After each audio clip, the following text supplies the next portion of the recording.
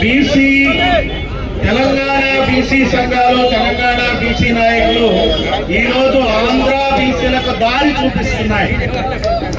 మీ అందరికీ ఆంధ్ర బీసీల తరఫున నేను ధన్యవాదాలు తెలియజేస్తున్నా. జై తెలంగాణ బీసీ, జై తెలంగాణ బీసీ, జై తెలంగాణ బీసీ, తెలంగాణ బీసీ. ఆంధ్ర బీసీలకు దారి చూపిస్తున్న తెలంగాణ బీసీలు జై జై జై జై. ఈ రోజున ఇక్కడ మీ అంతటా మీరు వచ్చారు, అసలు మీకు ఏం చెప్పక్కర్లా. బీసీ వాదం పూర్తిగా తెలంగాణ పల్లె పల్లెల్లో ఉంది. ఇక దానికి ఎవరికేం చెప్పక్కర్లా. కళ్ళు మూసుకుంటే నిద్ర నటిస్తే వాళ్ళకే నష్టం. అటు బీజేపీ కాదు, ఇటు కాంగ్రెస్ కాదు, అటు బీఆర్ఎస్ కాదు. నేను ఒకటి చూసా ఈరోజు పత్రికల్లో, జూబ్లీ హిల్స్ ఎలక్షన్స్ గురించి అందరం మాట్లాడుతున్నారు.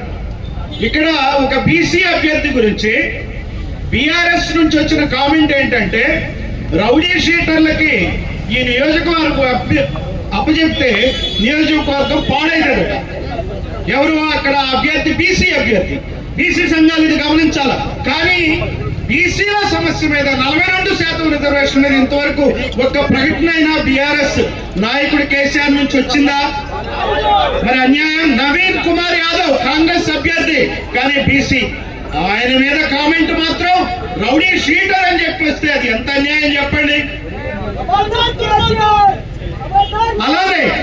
అలానే గత 2014 వరకు కాంగ్రెస్ పాలించింది. 1947 నుంచి 67 సంవత్సరాలు, మధ్యలో 5-6 సంవత్సరాలు కాంగ్రెస్ పాలించలేకపోయింది. 67 సంవత్సరాలుగా కాంగ్రెస్ చేయలేంది. ఓడిపోయేటప్పటికీ మూడోసారి బీజేపీ గెలవటంతో చావు తొలితేటలు వచ్చినాయి కాబట్టి ఇప్పుడు బీసీలు గుర్తుకొచ్చారు. సరే, వాళ్ళు ఏదో చేయాల్సిన కార్యక్రమం వాళ్ళు చేశారు. 42% రిజర్వేషన్లు అనేది తెచ్చుకున్నారు ఒక ప్రాతిపదిక. మరి ఇప్పుడు బీజేపీ ఏం చేస్తుంది? ఈ రోజున మన్ కీ బాత్ లో ప్రధానమంత్రి చాలా చిన్న విషయాల గురించి కూడా మాట్లాడతాడు. మరి ఇది ఎంత పెద్ద విషయం అండి. 42% రిజర్వేషన్ బీసీల గురించి ఇవ్వాలంటే ఇవ్వాల్సిన అవసరం ఉందా లేదా? తెలుస్తుందా తెలియదా? నాకు చెప్పండి. ప్రధాని మోడీ గారికి తెలీదా? తెలవదా? తెలుస్తుంది కదా. అయినా కానీ ఎందుకు నిద్ర నటిస్తున్నట్టు? ప్రతి సమస్య మీద వాళ్ళు వెంటనే హుటాహుటిని పరిగెడతారు కదా. దీని మీద ఎందుకు పరిగెత్తట్లా? దీన్ని ఎందుకు పట్టించుకోవట్లా? కావాలనే బీసీలకు కనుక ఈ రోజున రిజర్వేషన్ ఇస్తే వాళ్ళ ప్రాబల్యం పెరిగితే, బీసీలు, ఎస్సీలు, ఎస్టీలు, మైనారిటీలు కలిస్తే ఈ దేశం భూస్వామ్య కులాల చేతుల్లోంచి జారిపోతుందనే బీసీలకు ఇవ్వట్ల రిజర్వేషన్.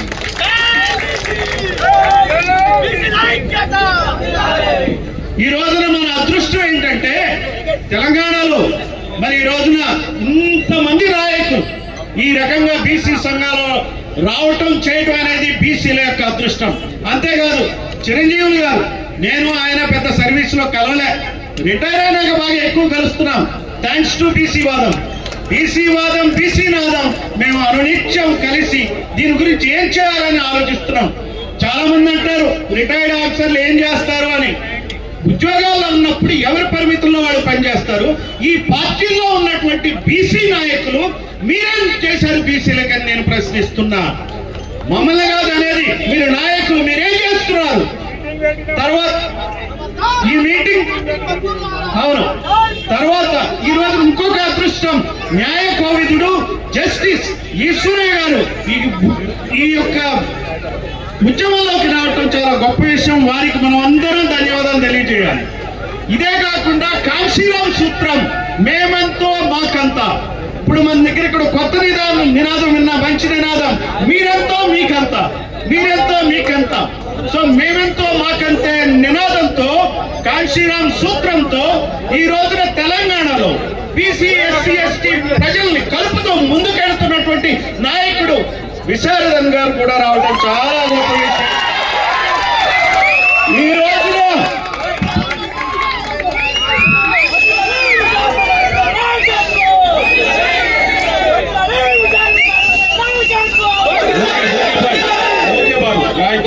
ఈ రోజున అందరం కలవాల. పాలనకు దూరంగా ఉన్న కులాలన్నీ, పాలిత కులాలన్నీ పాలక కులాలకు వ్యతిరేకంగా ముందడుగు వేస్తున్న తెలంగాణ ప్రాంత నాయకులందరికీ ధన్యవాదాలు తెలియజేస్తూ సెలవు తీసుకుంటున్నా. జై భీమ్, జై పులే, జై పెరియార్. అయితే ఒక్క మాట మనందరికీ ఒక ఐడెంటిటీ కావాలి. ఐడెంటిటీ లేకుండా పనికిరాదు. పెరియార్ని ఆదర్శంగా తీసుకోవాలా. పెరియార్ ఆ రోజున ఈ బ్రాహ్మణ వ్యతిరేక ఉద్యమాన్ని చేపట్టినప్పుడు బ్రిటిష్ ప్రభుత్వం విపరీతమైనటువంటి నిర్బంధకాండ పెట్టింది. బ్లాక్ బ్యాడ్జీలు పెట్టుకుంటేనే అరెస్టులు చేయడం మొదలు పెట్టారు. అప్పుడు పెరియార్ ఒక కొత్త ఆలోచన చేశాడు. ఆయన నల్ల చొక్కాల ఉద్యమాన్ని ప్రారంభించాడు. ఆయన ఏ నిరసన అయినా సరే నల్ల చొక్కాలతో చేశాడు. అందుకే నేను బీసీలకు రాజ్యాధికారం వచ్చే వరకు నల్ల చొక్కా వేసుకోవాలని నిర్ణయించుకున్నా. కార్యకర్తలందరూ, ప్రజలందరూ నల్ల చొక్కాలను వేసుకోండి. ఒక్క నెలలో 42% రిజర్వేషన్లు 9th షెడ్యూల్లో పెట్టకపోతే నన్ను అడగండి. Thank you sir. మీరు చూపిన స్ఫూర్తిలోనే మేము కూడా అందరం కూడా ఇప్పుడు నల్ల షర్ట్లు వేసుకుంటున్నాం నిరసన కార్యక్రమంలో. సో మనం అందరం కూడా ఈ రోజు నల్ల షర్ట్లతోటి వచ్చినాం. మీకు ధన్యవాదాలు. మరి మన మధ్య ప్రొఫెసర్ గాలి వినోద్ కుమార్ గారు